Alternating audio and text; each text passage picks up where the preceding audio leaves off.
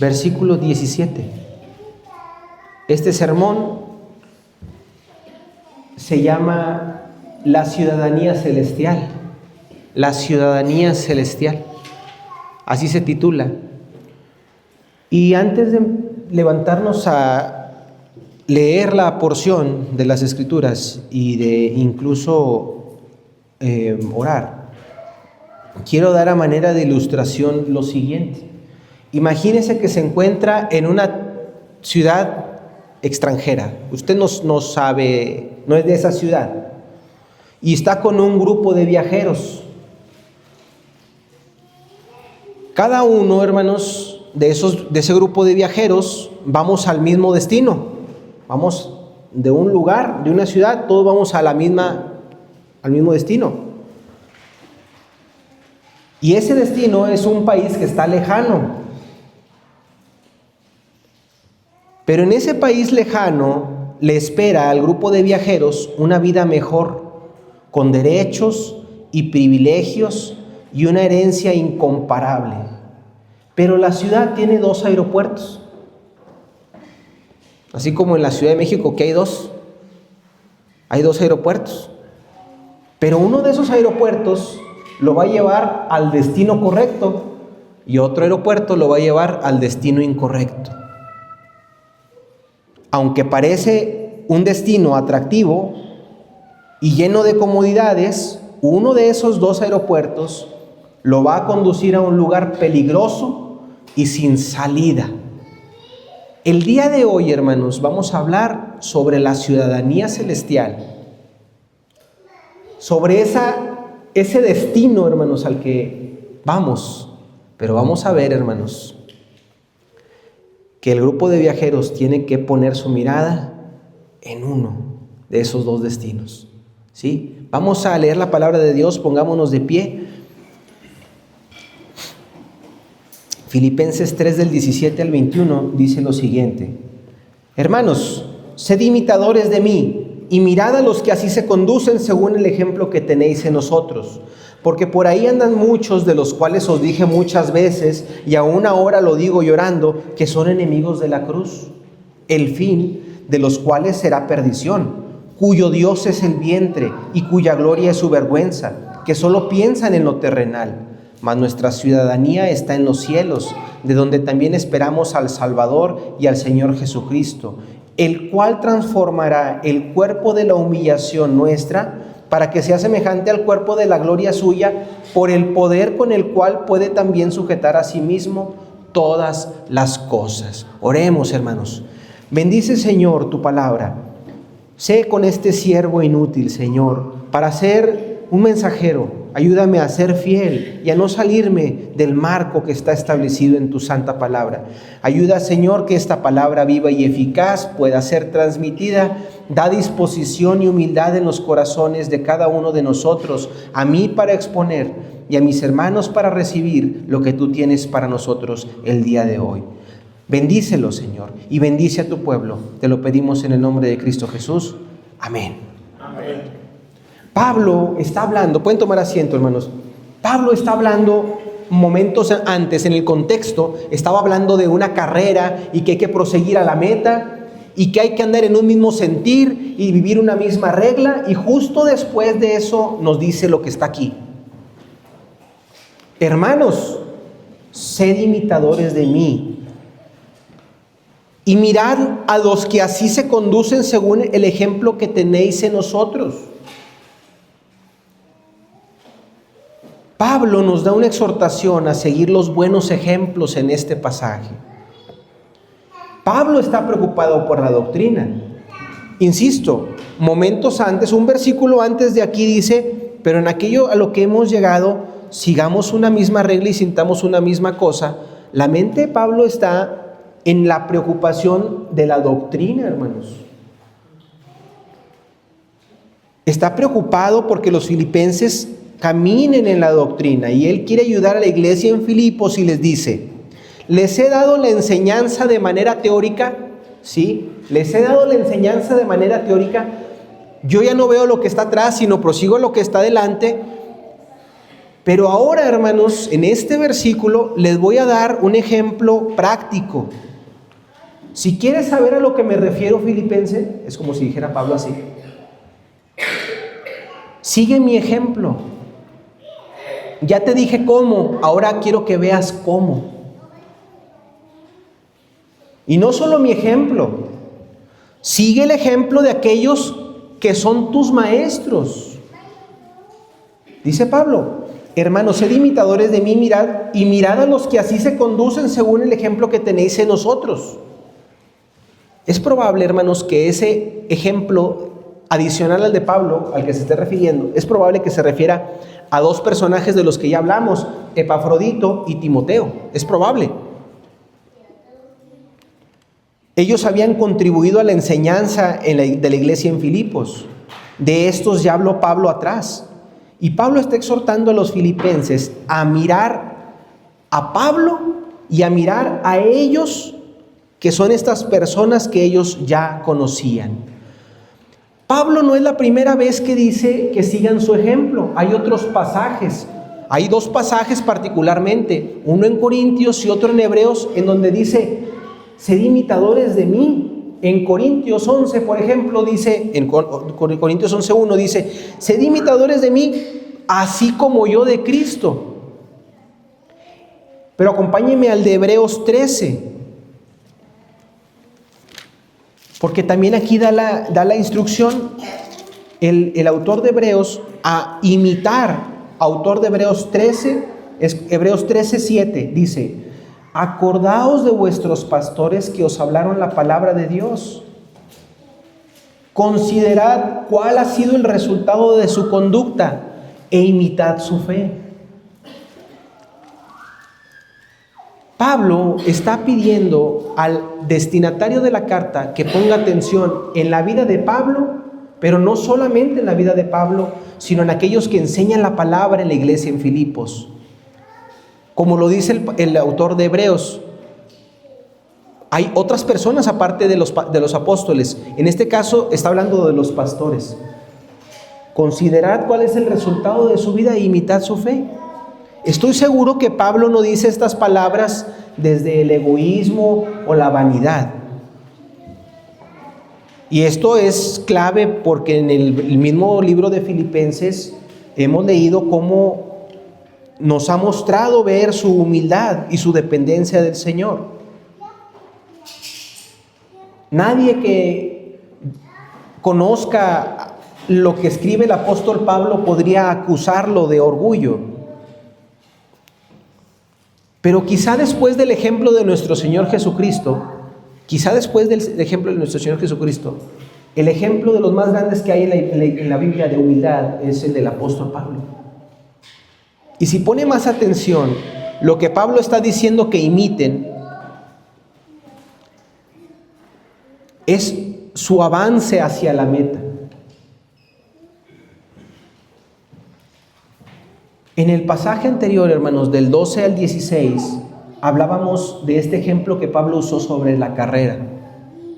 Como alguien que ya no voltea hacia atrás, sino está viendo hacia adelante y se extiende hacia lo que está hacia adelante. Y en este versículo, cuando dice, sed imitadores de mí, se refiere a esto que estaba a punto, que acababa de decir un poquito atrás. Eso es lo que él dice que imiten. Le pide a los filipenses que hagan lo mismo que él estaba haciendo. Pablo estaba diciendo en el pasaje anterior, yo no he cumplido todavía mi propósito aquí. No es que lo haya alcanzado ya, sino que prosigo hacia la meta. Es como si Pablo dijera en este pasaje, entonces síganme ahora, hagan lo que yo estoy haciendo. Y esto que estoy haciendo no solamente lo estoy haciendo yo, lo está haciendo también sus maestros, Timoteo o Epafrodito o quien sea. Entonces síganos.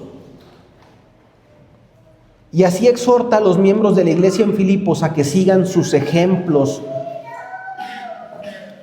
que pueden ser de mucha bendición.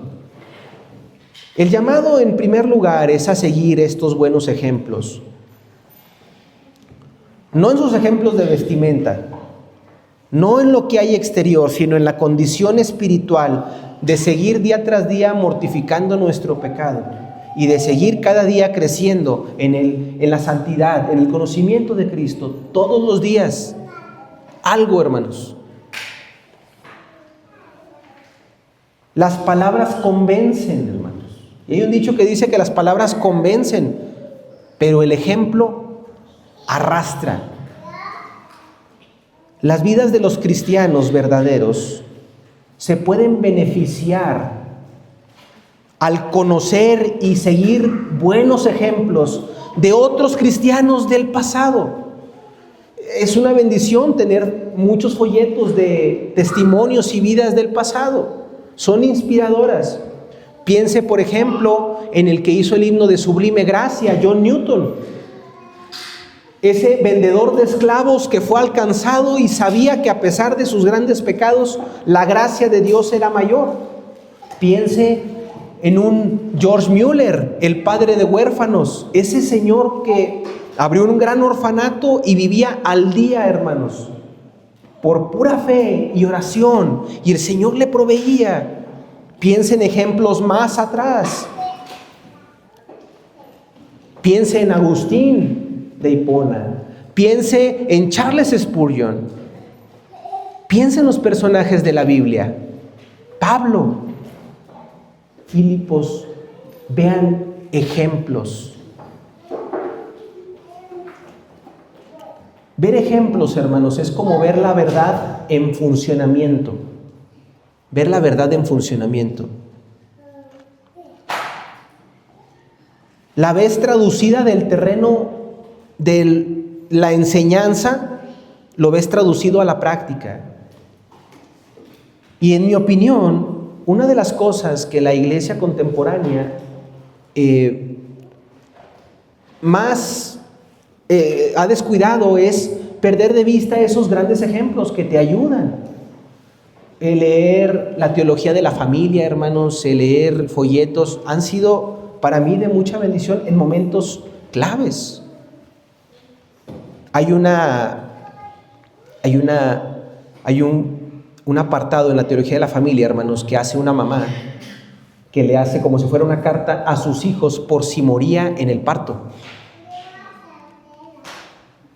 Y es hermoso ver eso y es de mucho aliento para las madres. Aún yo que no soy madre, soy padre, y que yo no viví la experiencia del parto, me fue de aliento y de consuelo. La iglesia muchos años, hermanos, durante siglos, estuvo familiarizada con los ejemplos del pasado. Pasaban mucho tiempo leyendo acerca de ellos y estas grandes biografías siguen estando hoy a nuestra disposición más fácil, en la palma de su mano con su celular. Y sin duda no hay nada mejor que conocerlas para que sigamos su ejemplo tal como nos exhorta Pablo. Hermanos, sed imitadores de mí, dice Pablo, y mirad a los que así se conducen según el ejemplo que tenéis en nosotros. Hoy tenemos algo aquí que nos puede servir. Ve el ejemplo de Pablo, pero gracias a Dios porque el Señor ha permanecido a su iglesia durante estos 2000 años después de Pablo. Vea cómo a lo largo de la historia ha habido hombres y mujeres creyentes que han sido sostenidos y que han sido alentados y que han sido librados de cuestiones similares a las de usted o peores. Y si el Señor puede hacer eso, hermanos, lo puede hacer con nosotros. Valoremos en su justa medida, no idolatrándolos, hermanos, porque también ese es el otro extremo, idolatrar. No idolatrando, pero el Señor pone un tesoro en esos ejemplos de la iglesia para nuestra bendición. Porque la iglesia es la columna y el baluarte de la verdad. Y ciertamente nosotros nos referimos a la doctrina, sí, pero esa doctrina, hermanos, se refleja en las vidas. ¿Sí? Y podemos ver en sus hijos, podemos ver mucha bendición para nosotros en ese acto de proseguir hacia la meta. Como un primer saque, les quiero decir, averigüe la vida de los apóstoles, cómo terminó. Hay una historia en la que se registraron las palabras que Pedro le dijo a su esposa justo antes de morir. Son palabras de mucho aliento, hermanos. Hay otro libro que se llama El mártir de las catacumbas. Y cuando uno ve cómo se tenían que juntar en catacumbas para adorar al Señor, y nosotros, pensando en nuestro día de hoy, no tener que ir a catacumbas, hermanos, y tener a veces el pecaminoso deseo de no congregarte. Yo digo, ¿qué pensará un hermano de ese entonces si me ve hoy? Él peligraba su vida. Hermanos, en los ejemplos del pasado, en esos grandes ejemplos podemos encontrar una bendición si vemos lo que esa persona refleja de nuestro Señor Jesucristo. Pero también Pablo nos advierte de no seguir los malos ejemplos. Pablo usa los buenos ejemplos y esos hay que seguirlos. Pero Pablo advierte de que hay malos ejemplos y esos no hay que seguirlos. Versículos 18 y 19. Porque ahí andan muchos, de los cuales os dije muchas veces, y aún ahora lo digo llorando, que son enemigos de la cruz de Cristo, el fin de los cuales será perdición, cuyo Dios es el vientre y cuya gloria es su vergüenza, que solo piensan en lo terrenal. Con esto Pablo está diciendo que no solo está bien seguir buenos ejemplos, sino que así de importante como es ver buenos ejemplos, también es conocer los malos ejemplos. Es igualmente importante voltearlos a ver. Alguien me decía, ¿y por qué en la Biblia hay el adulterio de David? ¿Por qué está el asesinato de Caín a Abel? ¿Por qué está el pensamiento pecaminoso de todos estos reyes de Israel? Porque así de importante como es ver los ejemplos buenos, hermanos, es necesario voltear a ver los ejemplos malos, pero esos son para no hacerlos. No cabe duda que ese es el motivo por el cual la Biblia deja constancia de tantos ejemplos muy difíciles y muy oscuros, de hombres y mujeres, porque es una advertencia para el pueblo de Dios. Vayamos a la historia de Caín, Sodoma y Gomorra, el ejemplo de los hijos de Israel. Sin duda esas cosas se hicieron para nuestra enseñanza. Como lo decimos en cada vez que meditamos en el Antiguo Testamento, esas cosas se escribieron para nuestra enseñanza. Se nos habla de personas que no vivieron piadosamente y vemos lo que les sucedió. En el Nuevo Testamento también hay historias, aunque no son de guerras de una nación contra otra. Lo cierto es que también hay ejemplos con los que Dios quiere que nos familiaricemos. Es valioso, hermanos, familiarizarnos con la historia de la iglesia del pasado. Poner atención en lo positivo y en lo negativo. Lo positivo para imitarlo, lo negativo para ser advertidos y rechazarlo. En el Nuevo Testamento, las advertencias son principalmente contra falsas doctrinas. Y Pablo tiene razón aquí, porque la doctrina, hermanos, lo es todo. Yo sé que usted ha escuchado que hay personas o iglesias que prefieren no poner atención en la doctrina porque hay muchas excusas que uno puede haber oído. No tocar la doctrina porque puedes excluir u ofender. No tocar la doctrina porque eso puede causar separación. La letra mata, etc. Pero la doctrina, hermanos, lo es todo. Pablo intenta decir en este pasaje que nuestras creencias, lo que usted cree, determina su conducta, lo que usted hace. El apóstol vivía como vivía, hermanos, por su convicción. Pablo decía que morir era ganancia por su convicción. Pablo sabía vivir en la abundancia por su convicción, pero también en la pobreza por su convicción. Pablo decía que él podía estar contento cualquiera que sea su situación, como vamos a ver en el capítulo que vamos a seguir viendo de Filipenses. Él decía que estaba contento cualquiera que sea su situación por su convicción. Él y sus amigos vivían como vivían porque tenían una convicción. Pablo decía que él no iba a buscar la justicia por su propia mano, sino la que es por la fe, la justicia de Dios que es por la fe. Pablo vivía una vida que él vivía la vida que vivía, él tenía esa vida porque había visto el error del judaísmo. Pablo había sido liberado del judaísmo, había visto la verdad de Cristo. Esa es la forma, dice Pablo. La conducta de las personas que viven vidas indignas, mis hermanos, el fin de los cuales va a ser perdición. La conducta de esas personas que viven vidas indignas, hermanos, el fin del cual es perdición, es resultado de lo que creen. La doctrina tiene que tener un lugar muy importante en nosotros porque lo que creemos determina lo que hacemos, mis hermanos. El mismo versículo dice que de estos malos ejemplos, que el problema de estas personas, enemigos de la cruz, es que ellos están pensando en lo terrenal.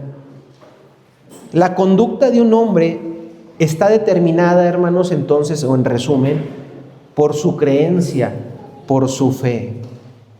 Y eso no queda claro o evidente en el mundo en el que vivimos en el día de hoy, mis hermanos. Uno voltea allá afuera y ve un mundo que trata de vivir su vida como si Dios no existiera, como si Dios no nos hubiera creado y como si nosotros pudiéramos vivir sin adorar y darle gracias a Dios.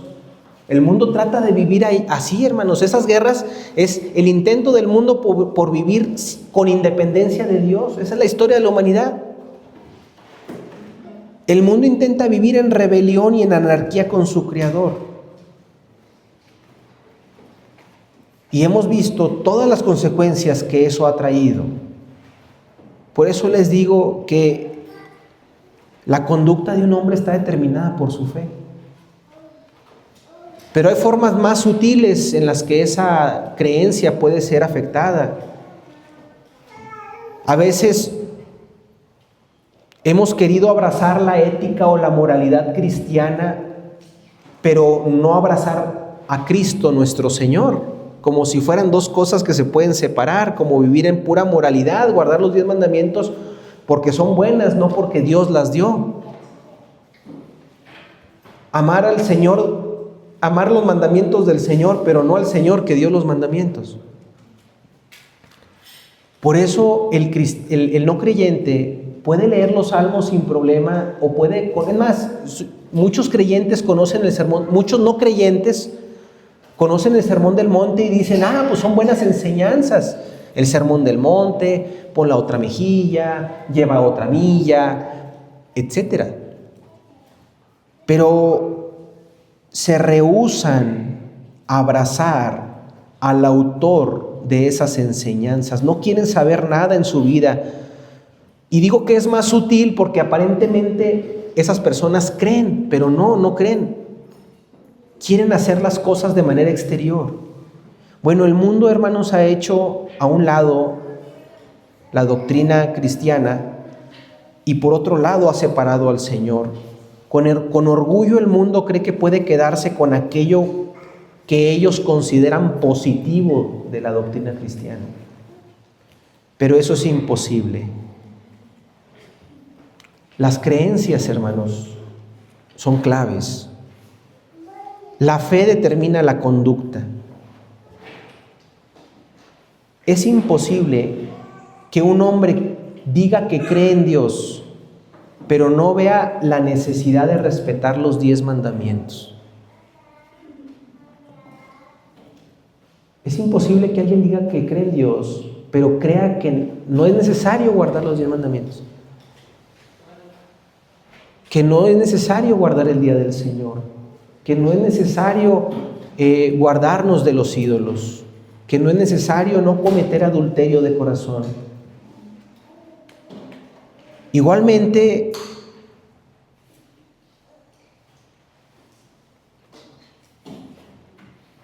es vano pensar que podemos hacer los 10 mandamientos sin creer en Dios. Es igual de vano, o sea, no va a dar fruto intentar hacer los 10 mandamientos sin creer en Dios, porque estaríamos fallando en el primer grande mandamiento: amar al Señor tu Dios. Pero debemos comenzar por el principio de la fe y la creencia, puesto que la conducta de un hombre expresa siempre, en última instancia, lo que cree. Muéstrame la conducta de un hombre y te diré la creencia. Por eso el apóstol exhorta reiteradamente, en este caso, que su conducta sea congruente con lo que creen. Por eso Pablo da doctrina y luego dice: por lo tanto, compórtense como es digno del Evangelio. En varias cartas, incluyendo esta. Si creemos, hermanos, que Cristo murió por nuestros pecados para librarnos del yugo del pecado, ¿cómo es que seguiremos practicando tranquilamente el pecado? Es incoherente. Y el apóstol denuncia esa creencia. Muchas veces la iglesia ha sido atacada, hermanos, por ejemplos que no son congruentes con convicciones.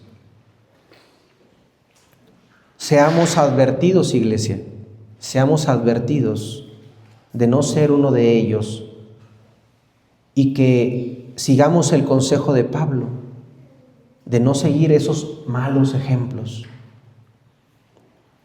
La prueba fundamental de la conducta y la creencia de un hombre, hermanos, según el pasaje, es la cruz de Cristo. Esa es la prueba sin la cual no podemos tener claro nuestra convicción. Pablo dice que por ahí andaban muchos enemigos que son enemigos de la cruz, porque para efectos prácticos, con sus actos, estaban diciendo que la cruz de Cristo no va a salvarles, versículo 18. Porque por ahí andan muchos, de los cuales os dije muchas veces, y aún ahora lo digo llorando, que son enemigos de la cruz. Y fíjense, dice: el fin de los cuales será perdición, cuyo Dios es el vientre y cuya gloria es su vergüenza, que solo piensan en lo terrenal. Los enemigos de la cruz, mis hermanos, son aquellos para quienes la cruz de Cristo no es suficiente.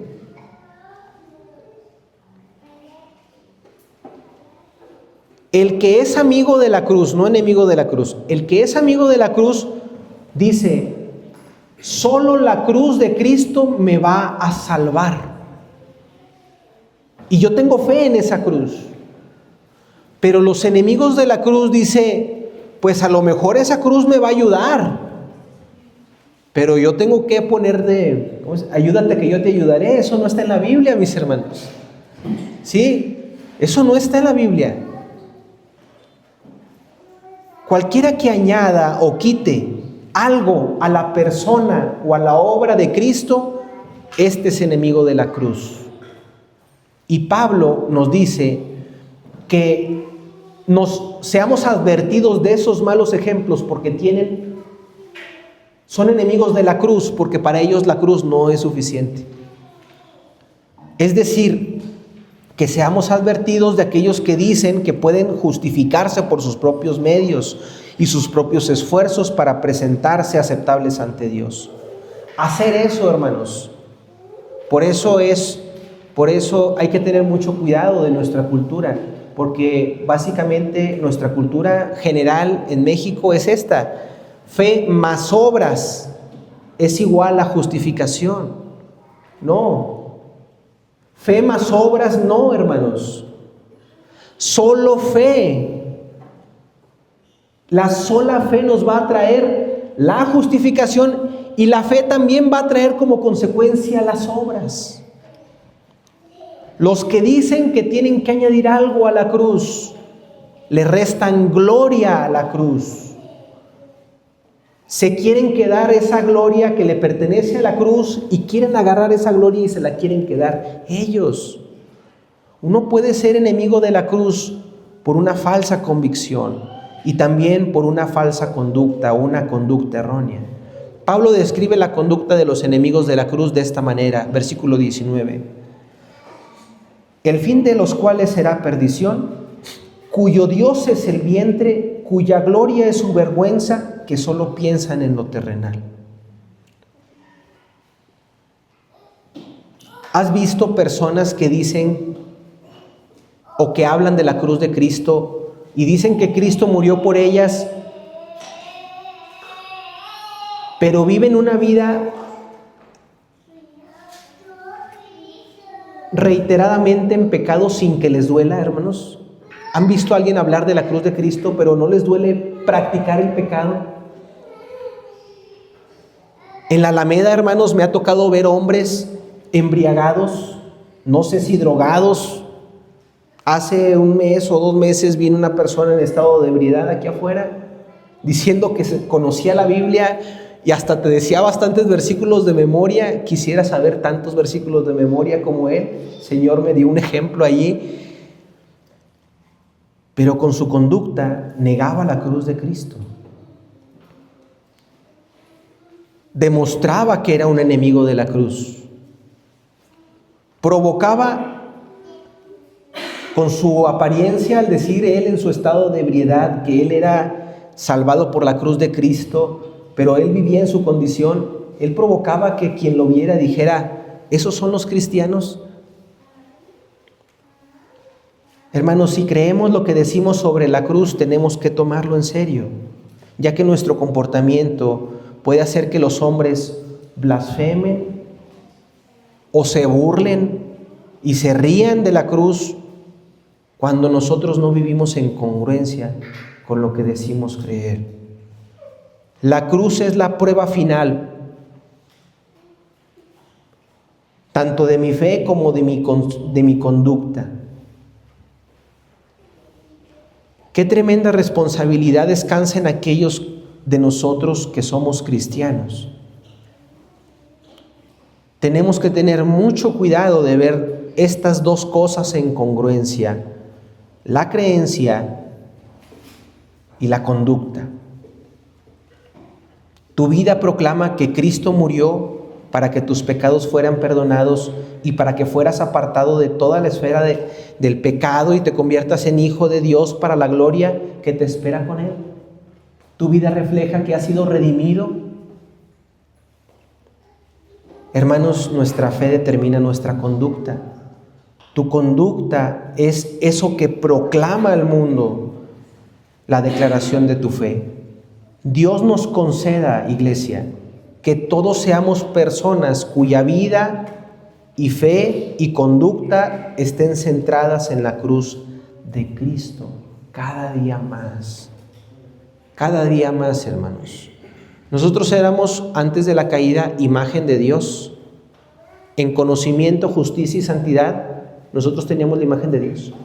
Y con el pecado, esa imagen de Dios que reflejábamos todos nosotros, no se acabó, pero se distorsionó, se separó. Cuando hemos sido redimidos, hermanos, y estamos siendo progresivamente cada día santificados, nos estamos acercando poquito a poquito, hermanos, a esa imagen que teníamos de Dios. Y le tengo una buena noticia: se va a cumplir hasta el día que el Señor venga. Pero vamos a estar poquito a poquito, hermanos. No se desespere, pero prosiga, como dijo Pablo. Estos enemigos de la cruz, hermanos, estos malos ejemplos que no hay que seguir, cuando vemos que su convicción, su Dios es el vientre, vivían de esa forma porque su Dios no era el Dios de Israel, de Jacob y de Isaac. Su Dios era el vientre. Nuestra convicción, hermanos, determina lo que hacemos. Estos enemigos de la cruz, para ellos su Dios no era Jesucristo. Eran sus deseos carnales lo que verdaderamente era su Dios. La gloria que ellos tenían no era la gloria de Cristo, era su propia gloria. Pero vean el contraste ahora. Y yo sé, le doy gracias a Dios por la forma en la que estructura su palabra, hermanos. Porque alguien sintió el peso cuando le decía: hermano, compórtese con congruencia. Es un peso fuerte, pero siempre el Señor nos da de su gracia y sí es firme, hermanos, porque nos está exhortando a vivir de una manera congruente, porque el mundo nos está viendo y somos lámparas y evangelios vivos para el mundo. pero también, hermanos, junto con la firmeza de su exhortación, siempre nos da la misericordia. Y vea el versículo 20 y 21. Dice: mas nuestra ciudadanía está en los cielos, de donde también esperamos al Salvador y al Señor Jesucristo, el cual transformará el cuerpo de la humillación nuestra para que éste sea semejante al cuerpo de la gloria suya, por el poder con el cual puede también sujetar a sí mismo todas las cosas. Y este es mi tercer punto.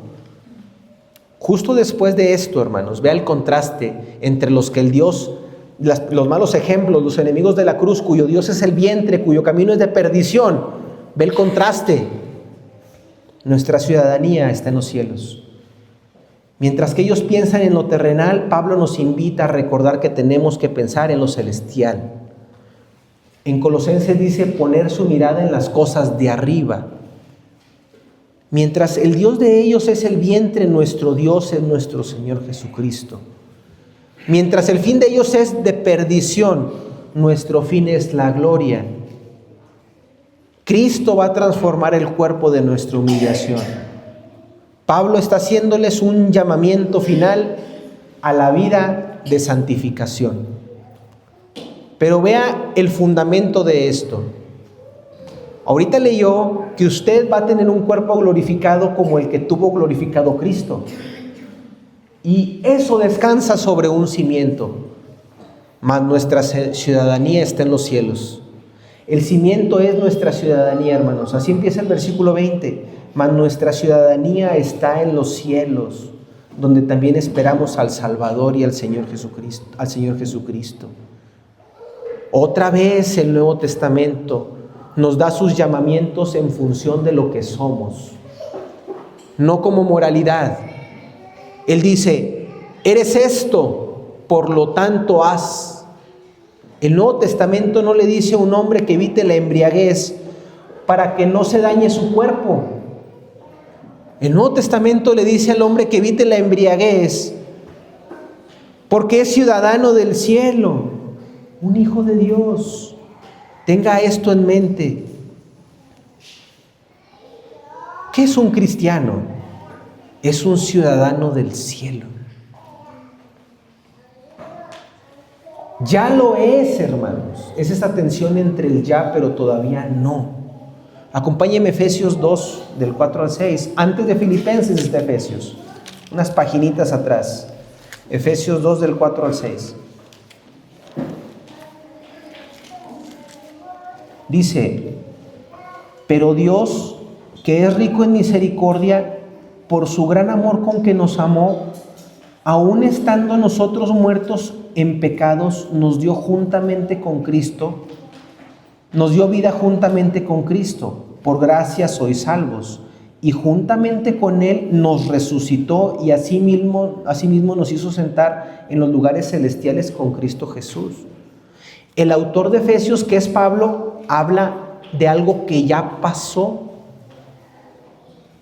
El que cree en Cristo Jesús tiene ya vida, nos dio vida, pasado, nos dio vida, usted tiene vida espiritual. Y juntamente con Él nos resucitó, usted ya resucitó, ya. Asimismo nos hizo sentar en lugares celestiales con Cristo Jesús. No dice en futuro, dice que nos hizo en pasado. Desde que el Señor lo salvó, esto ya pasó. El famoso pasaje de San Juan 3:16 dice que Él nos ha dado a su Hijo para que todo aquel que en Él crea no se pierda, mas tenga vida eterna. Y luego dice que el que en Él cree ya ha sido salvo. Y el que no cree ya ha sido condenado. Ya ha sido. Esto era difícil para los filipenses. Es para nosotros también difícil ese ya, pero todavía no. Para los filipenses lo era. Pero hay que asimilarlo, hermanos, porque la palabra de Dios nos lo dice. En este mundo, uno puede hacer un proceso legal para tener una ciudadanía, hermanos. Yo puedo conseguirme la ciudadanía de otro país Sin embargo, sigo siendo Jaime y sigo viviendo aquí. Pero lo que el Nuevo Testamento dice aquí es algo distinto. Lo que Pablo dice aquí es: eres ciudadano del cielo por nacimiento, por un nuevo nacimiento. Eres, como si hubiéramos, aquí por ser un estado del norte es común, o conocemos gente que se va al otro lado para nacer allá, sus hijos. Bueno, hermanos, nosotros si hemos nacido de nuevo, esa ciudadanía, hermanos, hagan de cuenta que fue allá en el reino de los cielos, hermanos. ¿Sí? Es de nacimiento. No hemos seguido ningún procedimiento legal, pero hemos sido un nuevo ser. Participamos de la naturaleza divina. Somos hijos de Dios. Estamos en el reino. Tenemos nuestra ciudadanía por nacimiento y por sangre, la sangre de Cristo. Lo que Pablo está diciendo entonces aquí, hermanos, con esto, es que somos esencialmente distintos.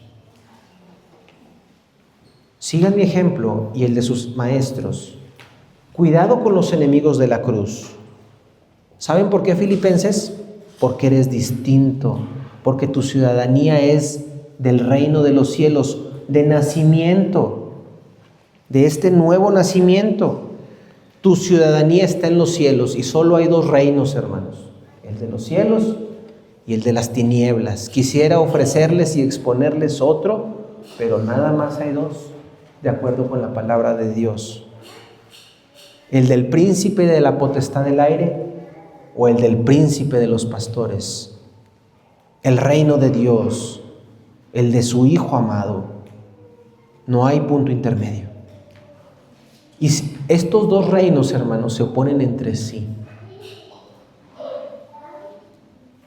En el reino de las tinieblas, hermanos, su Dios es el vientre. Es decir, viven para sus instintos, para sus intereses, para su placer. Hoy en día conocemos una palabra que se llama hedonismo.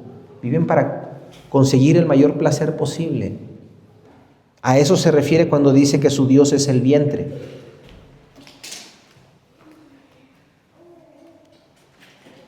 ¿Cuál es tu rey? ¿Cuál es tu Dios? Prueben la lealtad de un hombre por la forma en la que invierte su tiempo, sus recursos y sus energías. Ahí está su tesoro, ahí está su corazón.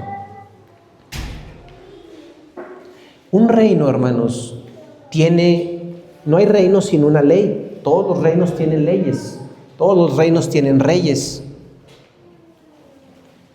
El reino de las tinieblas tiene una ley y un sistema, pero el reino de Dios tiene uno diferente. Aquel que tiene una ciudadanía, hermanos, se siente orgulloso de esa ciudadanía. Ahorita va a ser el mundial y nosotros vamos a ser sede.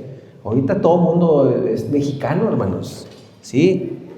Y hay gente que tiene otra ciudadanía y se siente orgulloso de su ciudadanía. Esta ciudadanía celestial, hermanos, es una ciudadanía por la que nos tenemos que sentir orgullosos. Pero además, el cristiano es una persona que vive esta clase de vida cristiana por la esperanza que tiene frente de sí mismo. Frente de sí, un ciudadano del reino de los cielos tiene una esperanza. Estamos en un mundo hostil, hermanos, hacia nosotros. Este mundo lo controla Satanás. Él tiene cierta autoridad, hasta cierto grado, pero la tiene. Este mundo está usando todas sus fuerzas contra la iglesia de Cristo. Y no solo eso, en nosotros hay residuos de pecado, y Pablo lo sabe.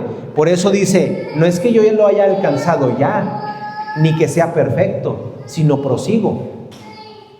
En ese contexto, ¿cómo podríamos, si Satanás está empeñado en hacernos caer y el mundo es tan adverso con su iglesia, cómo podemos proseguir en un contexto así?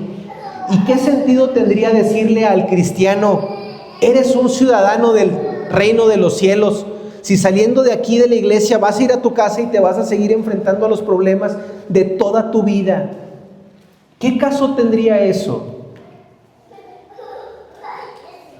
Dice, tu ciudadanía está en los cielos, pero no solo te dice eso. Versículo 20 dice, de donde también esperamos al Salvador y al Señor Jesucristo.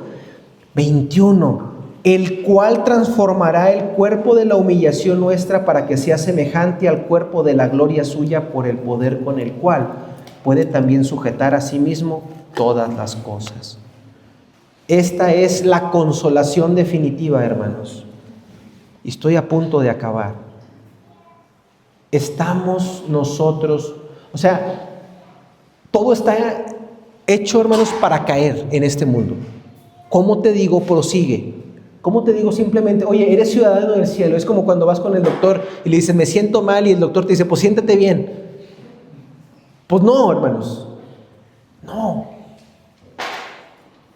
La consolación, sin embargo, la consolación que vemos en este pasaje, hermanos, es algo más que simplemente decir, oye, siéntete bien. Oye, eres ciudadano y ya automáticamente me siento bien. No, es más profunda que eso. Pablo está consolando al creyente diciéndole, sí eres ciudadano del cielo, pero te voy a dar algo más.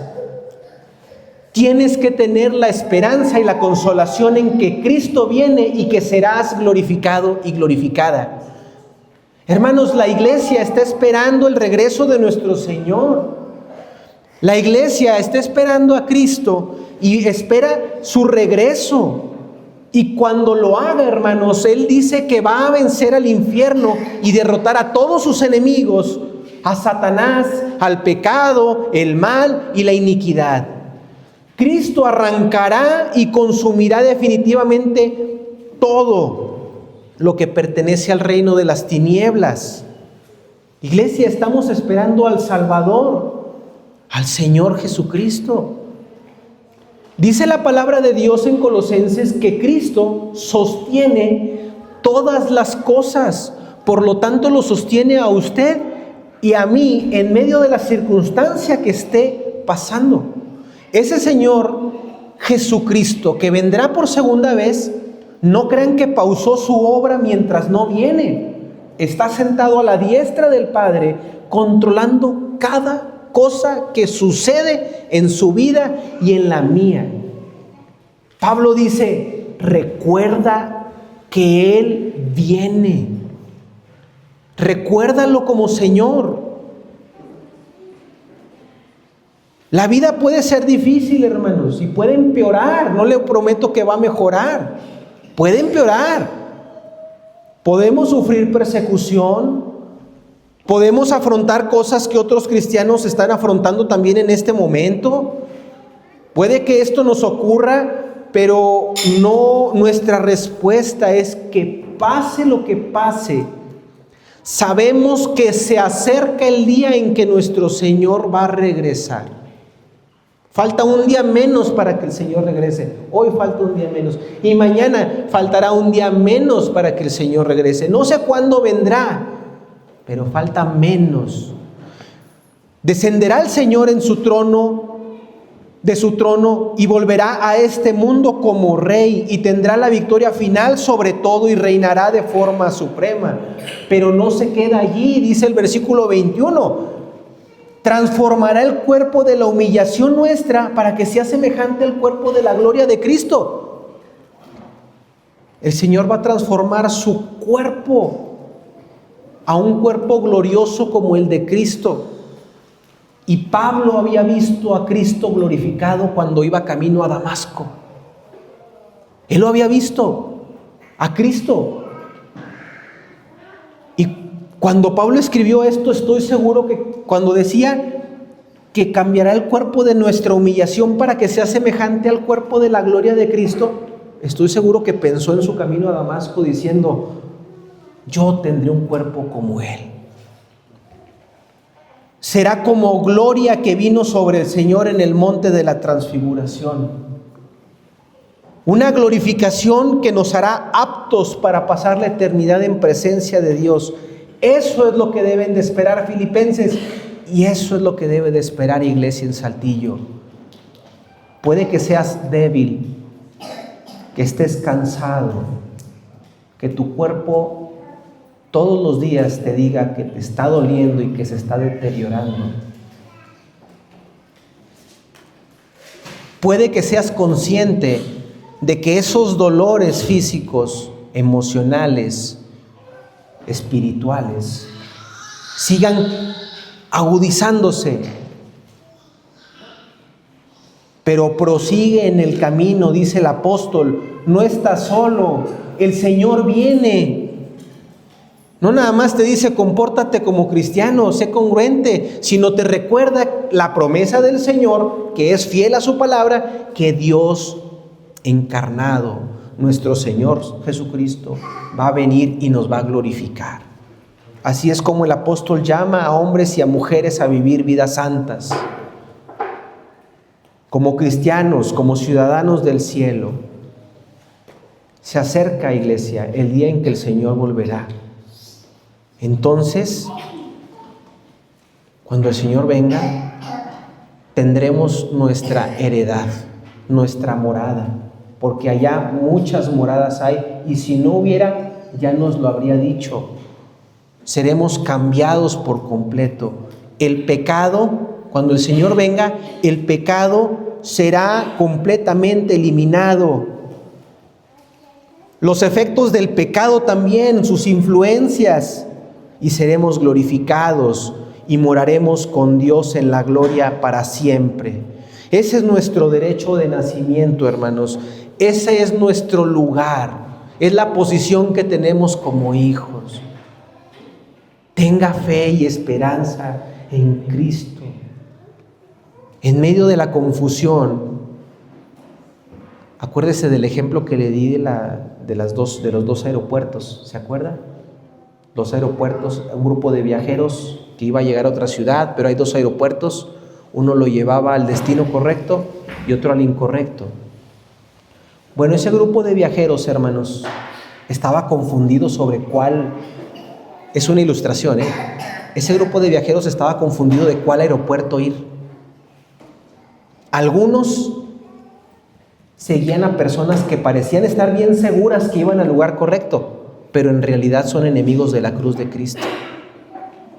Su fin, el destino de ese avión que van a tomar ellos es perdición. Su Dios es el vientre. Solo piensan en lo terrenal. Pero otras personas de ese grupo de viajeros escucharon la voz oficial del guía que les dice: hermanos, sean imitadores de mí. Miren a los que se conducen según el ejemplo que tienes entre nosotros. Ese guía les recuerda constantemente: no se olviden de tu verdadera identidad, no te olvides de tu identidad, no te olvides de dónde eres ciudadano. Nuestra ciudadanía está en los cielos, de donde esperamos al Salvador, al Señor Jesucristo, quien transformará el cuerpo de nuestra humillación para que sea semejante al de la gloria suya. La pregunta es esta: ¿cuál de estos dos grupos seguirás?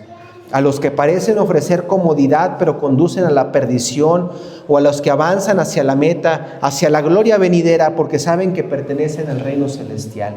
Iglesia, encuentre consuelo en medio de su situación, sea la que sea, porque Cristo la controla hoy, ya, y porque Cristo vendrá. Y si hay alguien que no cree en Cristo, ¿en qué está puesta tu confianza? ¿En qué está puesta tu confianza? ¿En la de aquellos que van directo al camino de perdición y a tomar el avión de la perdición? ¿O en aquellos que siguen a Cristo? Ten fe en Cristo y arrepiéntete de tus pecados. Y que Dios bendiga, hermanos, su palabra. Oremos.